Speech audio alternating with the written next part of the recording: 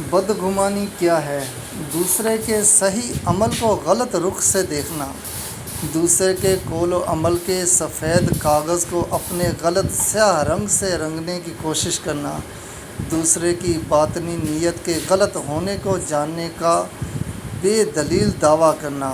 محض اپنے غلط گمان کی وجہ سے دوسرے کو غلط اور مجرم قرار دینا، اپنی کالی عینک کی وجہ سے کسی سفید چیز کو بھی کالا قرار دینا، دوسرے کے فعل سے متعلق منفی احکامات کو بلا دلیل ترجیح دینا، دوسرے کے کردار کی سفید پوشی پر اپنی کالک ملنے کی کوشش کرنا، اپنی منفی ذہنیت کا ثبوت دینا۔ یہ بدگمانی کے غلط ہونے کے لیے فقط اتنی بات ہی کافی ہے کہ آپ کے پاس اس کی کوئی معتبر دلیل اور ثبوت نہیں ہوا کرتا۔ ہمیں اس بات سے ڈرنا چاہیے، اگر قیامت کے دن ہم سے اس بدگمانی پر دلیل اور ثبوت کا مطالبہ کیا گیا تو ہمارے پاس کیا جواب ہوگا؟